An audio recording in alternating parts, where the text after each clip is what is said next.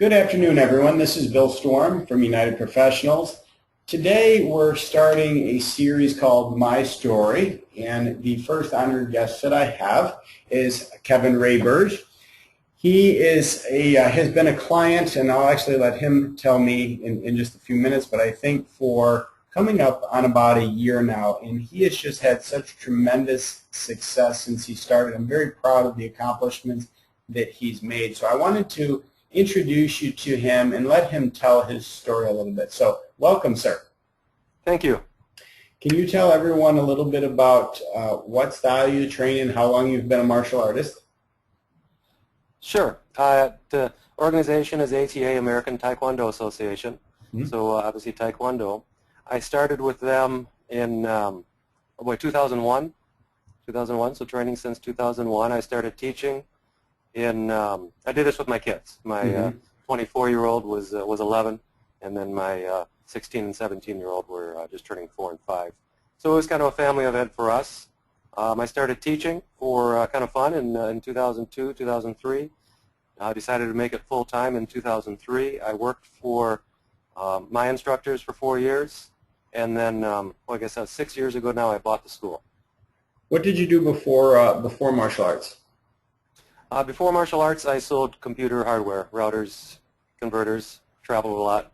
Okay, so that's interesting. People need to know that, where you came from before and what types of backgrounds that you came from. So normally, if you thought about somebody that was into technology and computers and things like that, they may not necessarily match that up with the dynamics of what you're doing so successfully now with the martial arts. So I definitely want to point that out, and that's super.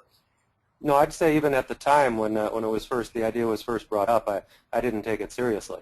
I was enjoying helping teaching. It was just fun to be a part of, but I didn't take it seriously and realize the opportunity that really was there. So when you actually opened up, you started out with an existing school? Yes, sir. I taught at the school starting probably in about 9 months after it opened, working for the owners, as they were opening up a couple of schools. And then that would have been in beginning of 2003. And then I left for a little while, beginning of 2007, and December of 2007 came back and bought the school. Okay. And at that time, how many students were in the school active? We're probably at that point when I bought it actively training 120, 130. Okay. And do you remember what the gross was back then? At the time I bought it, the gross would have been in the teens. Okay. So the student value wasn't very high, but it was definitely a functional school. It was a functional school. It had gone down because it was much higher in the 2003, 4, early 5 range when I was teaching there for the owners. Okay. And once you took on the responsibilities of the school, what kind of direction did you have in order to operate your school? Well, my goal at the time was to kind of the way that I was trained when I started teaching there was to maximize business by maximizing the upfront amount people paid. Okay.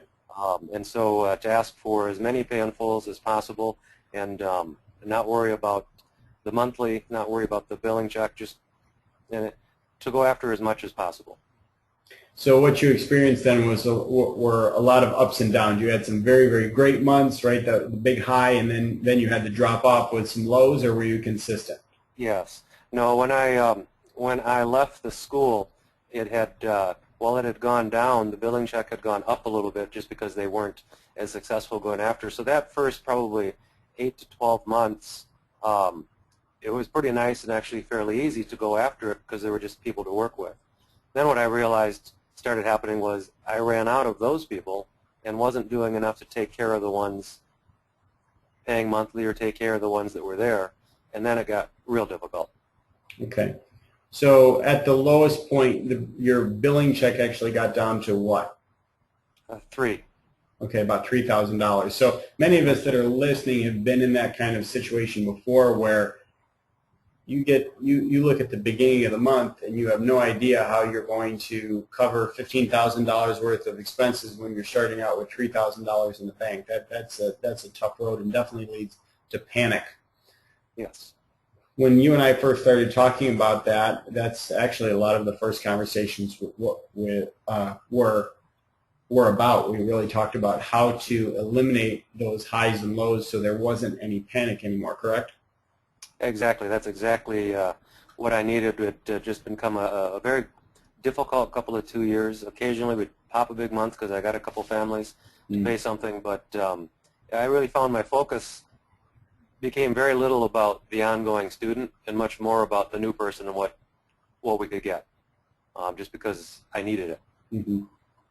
So billing check-wise, from 3,000, you're up to what now? This month is 12.7. Had a good night last night, so we're pushing 13,000 now. Okay, so that's super. That is such a substantial increase, and I know that when we first talked, when we have our billing check, our first goal is to raise our billing check to the point where it covers all of our expenses, including a salary to ourselves. So that way we're not in panic mode every month. We really start out with a strong foundation, and everything on top of that allows us to focus on really grooming and building our school. What's your short-range goal? Let's just say within the next 6 months, where do you want your billing check to be? I'd say if we're looking at 6 months, I want to see upper teens.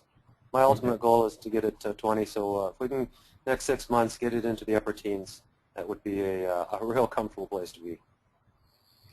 As far as coaching goes, a lot of the things that we talk about, or some of the techniques, I guess, necessarily, are things that they're not a secret. But what does make a difference is the little things and the details that actually make them function. But aside from those things, what do you really feel like coaching has done or allowed you to do better than if you tried to do it on your own? Well, I can't say that what we get on a daily basis is all kinds of new, here's what's going to take you, just do this, you've never done it before. It's the daily webinars, it's the daily emails, it's the weekly conversations that keep me moving. Mm-hmm. They're the ones that keep me, you're right, I need to stay on top of that. You're right, I don't have enough of those set up this month. It's just the daily, I don't want to call it a push because I don't really feel like you push me. You just stay with me. And if I don't talk to you for a few days and you're getting my numbers, I suddenly get an email, here's what we need to cover, because from looking at my numbers, this is obviously where we need to talk this week.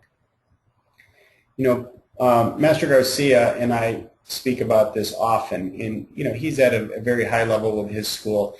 But the reason that we get that way and that we stay that way is we surround ourselves with people that are doing a little bit better than what we are. So there's constantly something new to learn and to strive for. Although I learn every single day from people that aren't doing quite as well because I get to see what their challenges are, which allows me to problem solve quite a bit. But often you'll find that in the martial arts community, owners will network with each other, which doesn't really make a lot of sense all of the time because you're working with people at the same level, so you're really not able to break out of that. You kind of stay in your comfort zone. How do you feel about that statement? Well, yeah, no, that would fit.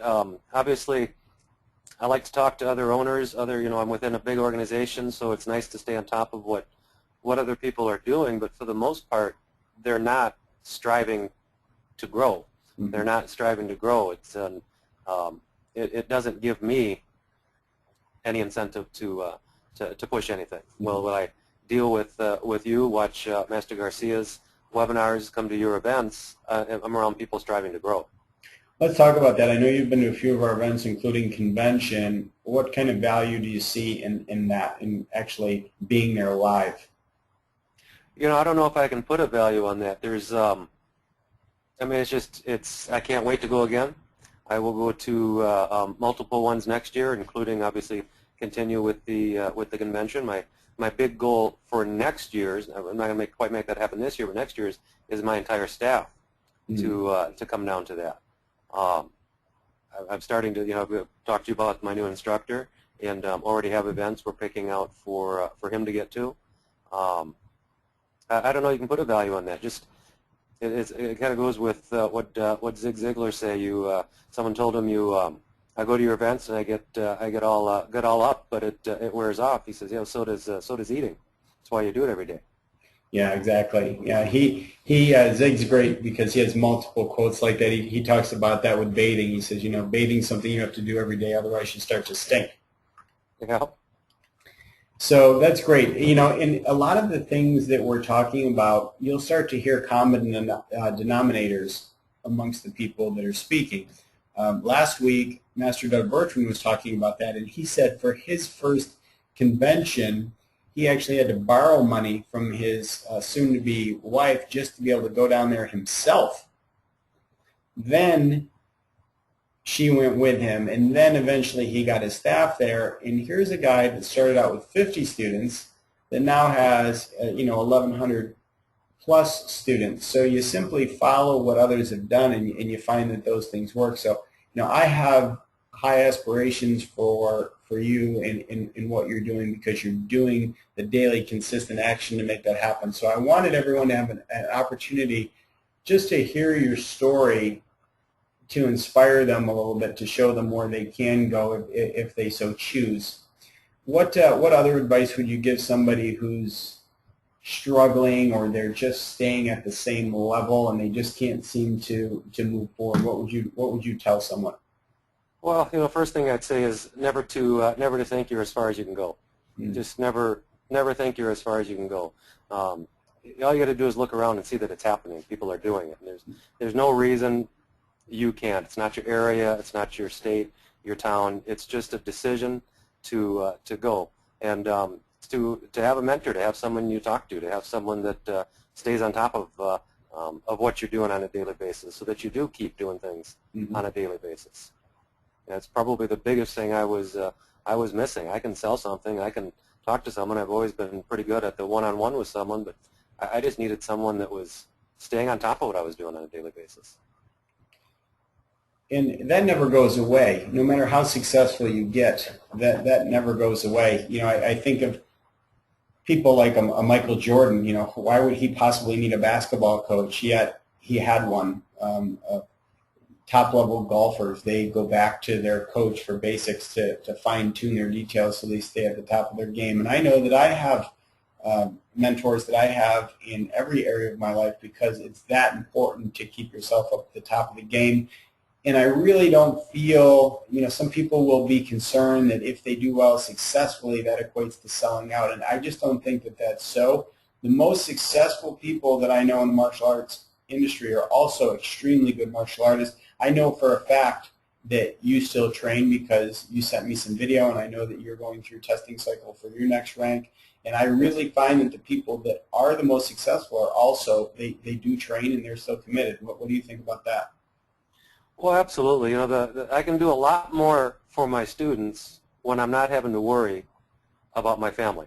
That's probably the biggest way. If I know that I'm successfully taking care of my wife and kids, if I'm successfully taking care of my family because my business is taking care of me, well, now I can turn around and put my focus back on taking care of my students, because I'm not concerned about making my next mortgage payment or car payment or whatever it is.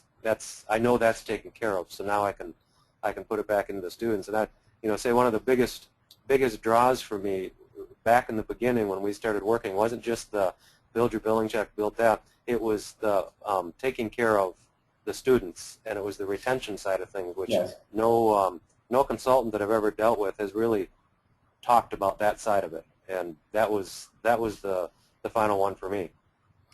That goes back to also, and I think this is just conditioning, but that goes back to another Ziegler quote, and when Zig says you can have everything in life you want if you'll just help enough other people get what they want. And that has to be the focus. Whenever you're discouraged or whenever you're feeling down, it's usually because you're too focused on yourself and what you're lacking or what you feel you need. And the best solution, the best medicine to that is to really turn your focus to other people. And the more that you give, the more that you in turn receive. So that's really what this is all about. And I think when you have yourself right and your thinking is right, that's why your business also starts to go in the right direction. You are a living example of that. So again, I want to congratulate you, and I wanted to thank you for having you on today, because your story really may inspire someone else. I know it's inspired me, and it's been a great victory for me as a coach to have you as a client and have you move forward. So I do want to thank you for that. No, absolutely. Thank you. All right, sir. Well, again, as always, glad to talk with you, and I know you just came off a big victory this past month. You not only exceeded your first goal, but you readjusted it, and then you exceeded that goal as well. So one more attaboy for you, and hopefully we've inspired someone else today, and that will make a difference in their life. So I'll go ahead and sign off, and I'll talk to you real soon on another call. Thank you, sir, very much. Thanks so much.